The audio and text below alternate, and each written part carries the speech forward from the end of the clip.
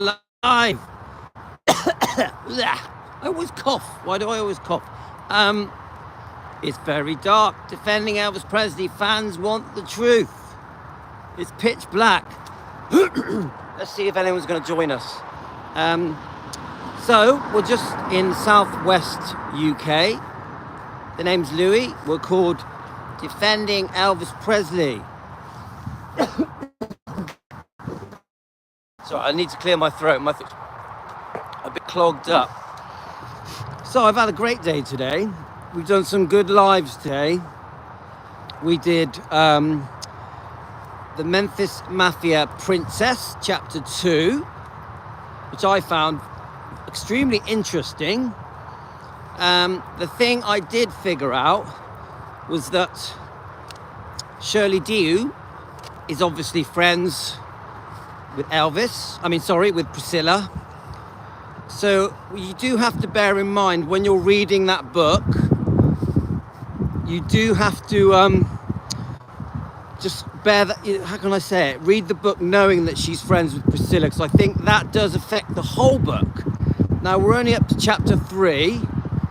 I found it quite interesting, she gives some very good details of the 1970s, the behind the scenes footage. Hi Stacey. The behind the scenes footage at Elvis's concerts in Vegas, before and after. And she gives us a real good insight into the Memphis Mafia, into Joe Esposito. She talks about the Stanley brothers. Just generally, she talks quite a lot about Priscilla, always fondly about Priscilla. So I actually have found the book quite an interesting read. I know that you guys have strong views about Shirley Dew. So I'm going to carry on reading. Oh, we've got a bit of light, guys. I'm going to carry on reading the Memphis Mafia Princess. I think it's going to be quite an interesting read. That's my point. It's completely different than Anita Wood's book. Yeah, you do. We've been doing some good reading, Stacey. But what it is, it's like chalk and cheese. There's such a massive difference between Anita Wood's. Hi, Deborah. It's just a quick one before I'm going to go shopping, and then I'm hoping to do a live later. So I just thought I'd do a quick 15-minute live just on my dog walk before I go shopping. It's Saturday night, it's pizza night for the kids and for my wife. Oh, thanks, Stacey. I've really enjoyed it as well. But we also defend Elvis Presley, so we're going to do a bit of both. We're gonna do some reading, and then we're also going to do some defending as well. They are quite different things sometimes. Unless I'm reading the book Elvis and Me with Priscilla, then that is defending and reading at the same time. So, like I said, it's chalk and cheese between the book Memphis Mafia Princess and the Anita Wood book, where she talks about her relationship with Elvis. Obviously, it's written from the eyes of her daughter, Anita Wood's daughter. So very different books, because the Anita Wood book, which I love, by the way, gives us an insight into the 1950s, the 1960s. Oh, thanks, Stacey. My arm's aching. Woo. Now, the Anita Wood book, I think you see a very different Elvis. You see an Elvis that is still very excited about his future. You see an Elvis that is completely surprised when he's drafted. The whole family in shock when he was drafted. Hi, Jane. It's all right, my arm's a bit achy. I don't have my phone holder. So one of the surprise things that was in the Anita Wood book is when she mentions this box of pills, this suitcase of pills that Elvis, let me just change arms a minute. Got the dogs here with me, of course. Well, that's it. Try and get a bit less aching in my arm. My old age, guys, aching. So Anita Wood mentions the box of pills that was in in a suitcase, I think, in the boot of Elvis's car. And this would have been the late 50s, early 60s. So it's quite worrying because it shows us that Elvis really did believe in prescribed medication. He really trusted these tablets. He was completely unaware of the side effects of these tablets. And because Elvis had some quite serious medical problems, even when he was young, because he had extreme insomnia, had different pains, he always had constipation problems. I think Elvis really felt he needed these pills to wake up, to go to sleep, to soothe his pain, to relax, to give him a boost of energy for his gigs, his concerts. So Elvis didn't really feel like he was doing any harm. We know about the book that he kept, that I think it's called PDF or something, that explained to him what each of these medications did. So Elvis, in his mind, felt that he was doing nothing wrong. He just felt that he was taking tablets to sort himself out, to fix him, to help him live, to help him get through each day, to help him sleep, to help him wake up. And I actually think Elvis was actually very innocent in his pill taking, his prescribed medication taking. I think he really trusted the doctors and eventually the nurses. And they talk about Elvis giving other people pills, whether it be Priscilla or Linda or Anita. And I think it was very harmless. I don't think Elvis thought much of it. I think he just thought, oh, she needs to get to sleep. Oh, I'll give her one of my tablets to help her sleep. Oh, she's really tired and drowsy. I'll give her a tablet to help her wake up. It was very innocent, very innocent. There was no malice in Elvis offering someone a sleeping tablet. I really don't think so, even with the Memphis Mafia. Yeah, it's definitely dark, but it's not cold. It is not it's not cold. So I actually think even when Elvis was giving pills to his buddies, the Memphis Mafia, to give them a bit of energy, because they were so tired, because they had very, very difficult work schedules. I just think that for the 1950s and 60s, it was pretty normal, and the 70s, I would say, that you took a pill to help you sleep or wake up or give you an energy boost or to soothe pain or for many different reasons. There was many pills for many different reasons. I don't think Elvis ever did it with bad intention. I really believe that, guys. Hi, Cherie. But it was an eye-opener when I read that section. I think it was in chapter 5 of Anita Wood's book. Once Upon a Time, yeah, Elvis and Anita. I do think I was a bit surprised when even in the late 50s, early 60s, Elvis was relying so much on these prescribed medications. Elvis wanted to be an expert on what each pill did. It did surprise me, a bit of a shock. And then we'll get into the point in that book, chapter 5, we're on chapter 6, so I think we're about to read chapter 7 of Anita's book. Hi, Cherie. Let me change arms again. We'll get into a point in the book where we're starting to see that the relationship starts to break down. Elvis may be seeing other people. Anita is discovering that Elvis relies on these different medications, tablets, pills. Now we can see that they are in love. It's all right, you don't need to see me, guys. Just hear my voice. We can see that they're in love, yeah? It's pretty obvious, it's clear, and we know that Gladys and Vernon really love, let me just get past, that they really love Anita, even have plans. Anita has plans to call their first 2 children, the first one, if it's a girl, Lisa Marie, if it's a boy, Elvis Presley Jr. So they had planned to get married. Now we also see that she was very successful at Anita Wood. She'd been offered a movie contract. She had a massive amount of success, a very smart, beautiful woman. that was going places, that was going to be a movie star, definitely, and had a beautiful singing voice. Now, as the relationship starts to evolve, obviously Elvis has a double life, which she's starting to understand this. Now, I think one of the last things she did, let me just get over here. Now, the part that I read, let me just change hands again. Right, let me just go over it. Right, sorry guys. The part that I was reading, she eventually just gets a very normal job. She tells the movie studios that she's not going to do the movies. Now, Elvis doesn't mind her doing a bit of modeling and, you know, like appearances, but Elvis does not really want her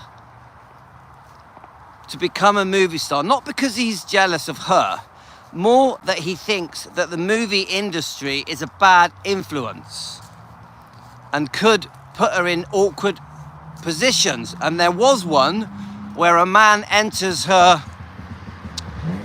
hotel room and takes off all his clothes, and she very quickly shoos him off because she's very decent. Now, my point is this, guys. My point is this.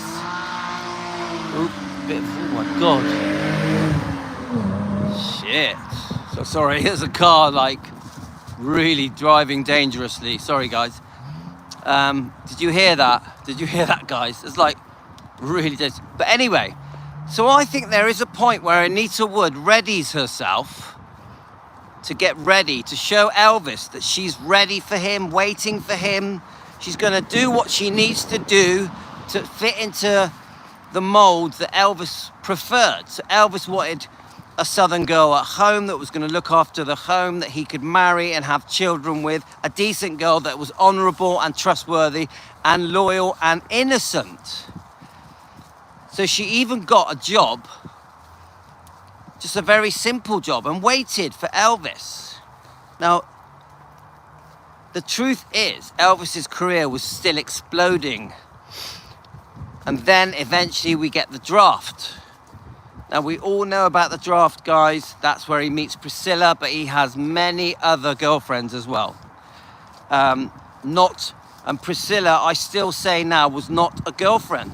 She was someone that he met and got close to for at the longest 6 months. All right, just changing the arm again, guys. Now, my point is, hi, Vincenzo. Yeah, it's a bit dark, my friend. Now, I am coming back on later to do a live stream. I haven't decided on the topic yet, but I am coming back on in a few hours. Now, my point I'm trying to say about Anita is that I think she got herself to a point where she thought, if I do the right thing, live in the right way, that Elvis will probably ask me to marry him. Now, we know that he gave her a beautiful friendship ring that she wore till the day she died, that now belongs to her daughter. But it just wasn't meant to be. It just wasn't. Oh, Stacey, you're so kind. Thank you, Stacey. That's very kind. Stacey just bought me a coffee. Thank you for the thank you. Thank you for the super thank you, Stacey. It's very kind of you. But what I'm trying to say, guys, is this. Is that I think, unfortunately for poor Anita, who we adore, by the way, I think she's fantastic, yeah? I would be honored to marry someone like Anita. She's just lovely, yeah? But my point is this. Elvis wasn't ready to settle. Elvis was not ready. Let me just change arms again. Elvis was not ready to settle with anyone, even with Priscilla. He was not ready. Even years later when he met Linda, Elvis was not ready to settle. And then the other book we were reading is Linda's book. And it's very clear in that Linda, they have quite a lovely little romance at first. But then again, even Linda starts to find out about the pills, that something's not right. She also eventually, after about a year of them being together, most days, starts to see that Elvis just loses a bit of interest, has his eye on different girls. And even Linda knew things weren't right between her and Elvis eventually. Now, I know that also Linda had formed friendships with other men as well, so it wasn't straightforward. So do you know what? There is a general thing with all these books that I'm reading that Elvis just wasn't ready to settle. Even with the medications, it was completely normal to him to just take a tablet to fix anything. There was a tablet for anything, without any concern about the side effects, the long-term side effects of these tablets. And I think this is a bit of a pattern with all of Elvis's girlfriends, in all of the books that I'm reading, even Priscilla's, that there was this underlying problem where Elvis was not ready to settle, not ready to get married. He craved the attention of women, and it was never... He craved the attention of women, but it was never just about sex. He had this massive future ahead of him, especially when he came out of the army, and then again after the '68 comeback special, which leads to the Vegas comeback in '69. So I just think Elvis was too much of a bright star. Too much talent, too much beauty, too much energy, and just a massive life force that really couldn't be tied down by anyone. And if anyone had any chance of tying Elvis down, it would have been his very early years in the 50s. After that, no one had a chance. I really believe that. I really believe after that, no one had a chance of taming Elvis. Now, I fully believe that Elvis was a really kind, beautiful human being. I also completely understand that Elvis had some serious chronic health problems. So in some ways it was out of his control, because as his health deteriorated in the 70s, he was even more desperate and needed these pills even more.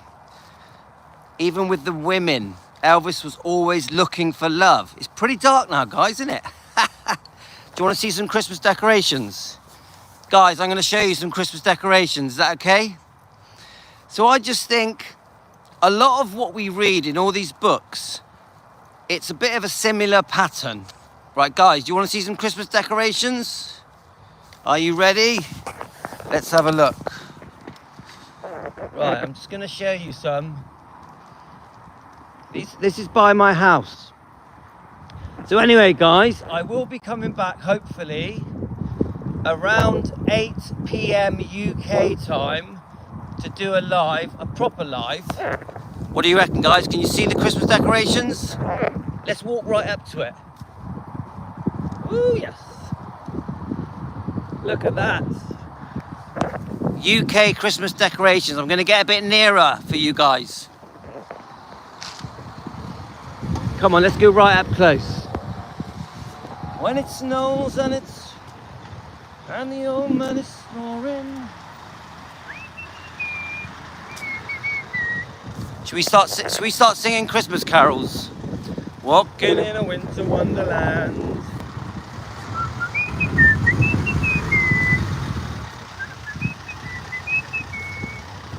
Well, that's typical. There's a van pulled up directly outside. Look at that, guys. Whoa, look at that. So this, guys, this is like 1 minute from my house. You like that? One night, what we'll do, we'll have a Christmas walk, and I'll walk around my whole area and we'll look at all the Christmas decorations. Does that sound like a plan? Elizabeth, it looks great, doesn't it? Look at that, looks great. Whoa, look at that. I could stand here all day. I could stand here all day. That is so beautiful. And Merry Christmas, guys. Yeah, we're definitely going to do a Christmas night walk.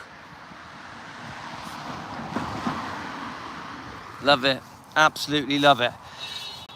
So I am loving reading these books, but I also don't want to move too far away from defending Elvis. So someone did message me today. I'm trying to think who it was. And they said to me, look, I've read all these books. Can you do some defending as well? So I do intend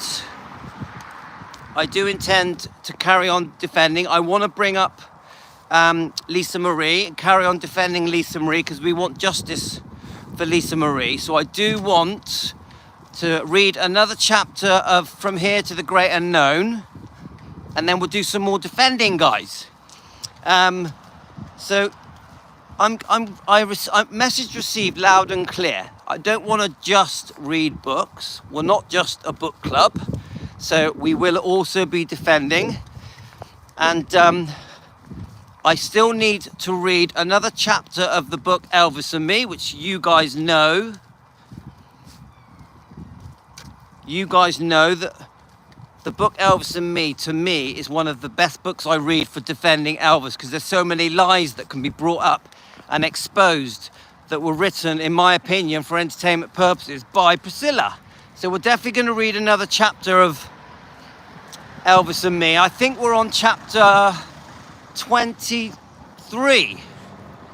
We're on chapter 23.